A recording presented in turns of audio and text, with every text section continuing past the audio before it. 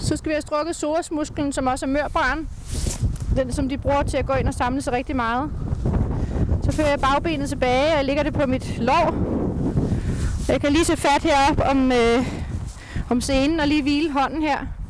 Og så gælder det om at få ført benet så langt tilbage som muligt. Og når de først har fundet ud af det, så slapper de fuldstændig af og strækker bagbenet bagud. Og det gør det også i 5-10 sekunder, og den er rigtig god at bruge, når du har lavet mange samlende øvelser, f.eks. Piaf Passage og sådan nogle ting.